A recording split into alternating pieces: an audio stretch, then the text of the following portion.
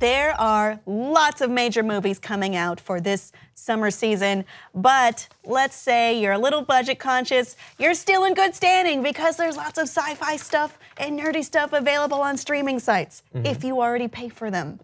And they're not much. It's like the price of renting something on Amazon Prime. I don't know anyone who doesn't have access to Netflix. I have a friend who doesn't have Netflix. Well, give him your password. No. Yeah. No. Yeah. Okay. Anyway, what are you looking forward to? Okay, so on June 1st, I have Netflix, so I'm starting with Netflix. Okay. Joseph Campbell and the Power of Myth. I was not aware of this. I mean, I knew the book. I didn't know there was a miniseries. I'm very excited there's now. a miniseries coming. It's from the 80s, so it is old. It's not an original series, but it's something that's really cool to think about. If you love movies, if you love Star Wars, you will be very interested in how this comes apart. Yeah. Like the origins of myth and storytelling and all that. So this is like the root of a lot of your favorite things that you've watched before. Exactly. Star Wars basically follows it to a T. Yes, it will be very interesting to dissect those parts. Yeah. That's June 1st. Yeah, so on the 5th, Thor Ragnarok comes out. I liked the first Thor a little bit. I thought the second one was just about as bad as a comic book movie could be. The Thor Ragnarok was good. Yeah, it was fun. It was funny, had good action. I thought that Tessa Thompson was great. I thought that Mark Ruffalo was great. And Jeff Goldblum stole the show. His last line in the movie is one of the best. What is his last line? It's we'll call it a draw. I think it is, right? Or we'll call it a tie. I don't remember. He's been deposed. This is a spoiler. His rule is over, and he's surrounded by people with guns, the rebels, and he says, we'll call it a tie. Okay. That's great. Come on. All right. Anyway, now I'm we have to put a that. spoiler alert in this video. Yeah, we totally do. Yeah, sorry.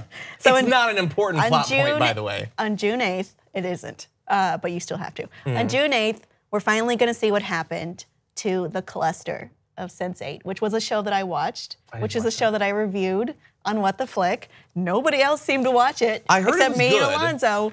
But I mean, there were parts of it that were not as easy to get through, but it's a very interesting concept that you could share consciousness and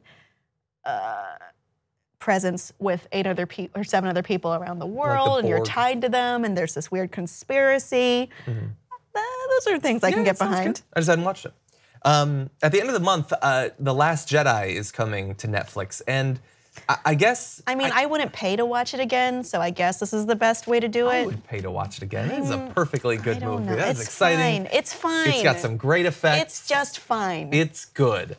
But also, I think we should, while we have the opportunity to watch these movies on Netflix and other free streaming platforms, I think that we should take them, because eventually Disney is going to make these exclusives on their platform. Yeah, for sure. So I would watch this while you can. I don't know if Solo will eventually end up on Netflix, but if so, I would also probably gobble that one up too. I mean, if history has proven, it will, because Rogue One showed up.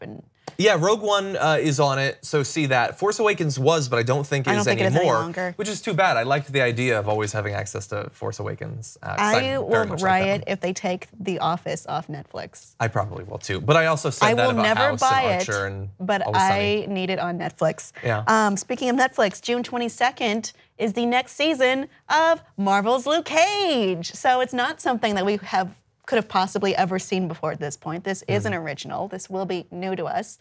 I am not really sure where they're going to go this season, but there are some very talented actors working in this, and writers, and probably the best use of music that Marvel has ever done. I'm looking forward to it. I'm really, the only one of those that I've watched every episode is, I think, Jessica Jones. Jessica Jones is, in my opinion, the best one. Yeah, the second season had some rough parts. But it ended on a strong note, and so I'm looking forward to the next one. I thought if we could go ahead to Amazon, some of you, especially the young people watching this video, might never have watched a little film called The Burbs. Oh, I thought you were going to say Space Jam. Well, Space Jam which is also coming out. That's also good. But The Burbs is Tom Hanks. It takes place in a little suburb, and it's about suspicion of your neighbors, and it's funny, and it's dark. And I grew up watching it, so give it a try. It's gonna be available on Amazon. Or slam to the jam, because Space Jam is coming on June 1st, along with season 3 of Rick and Morty, if you wanna rewatch that. So, I mean, I prefer the Blu-rays personally, because I like the behind the scenes nonsense. It is pure nonsense, by the way. Really? On Rick and Morty? I'm shocked to find that out. Their behind the scenes are not what you would expect. I haven't seen season 3. Well. But on Hulu, which I also have. I pay for way too many streaming services. I don't have Hulu. Should I have it? I got it for The Handmaid's Tale. Okay. Which is very good, by the way. Okay. And they've got a lot of other stuff too. Spawn is coming out, which it's not a perfect movie. It's got a lot of problems, but I do think it's one of those movies that is responsible. Hey, first of all, the guy who played Spawn went to my high school. Okay. Also, it's one of the reasons we have the superhero movies that we have today is because of movies like Blade and movies like Spawn. Give it a try. John Leguizamo's a little bit over the top, and the CGI is god awful. I could do better stuff on my lunch break, but it's not a bad movie. I made a mistake earlier. Rick and Morty is actually coming to Hulu, so maybe I do need to get Hulu. Oh, not yes. Amazon. But also on Hulu, all 3 of the Lord of the Rings movies. That's like Harry Potter. I just like having those. It's reassuring to me that if I'm like hanging out or something, I just put it on the background. It's nice, they're like evergreen movies. Your girlfriend loves it. Oh yeah, she's huge in Lord of the Rings. This is a big part of it. Yeah, I prefer Harry Potter. I think it's very cute. Yeah. I do too. High five. Woo. Harry Potter is the best. That is the message I am leaving you on. Audience, what is your choice for the sci-fi or nerdy pick that you can stream this spring, summer time right now? Let us know on Facebook and Twitter.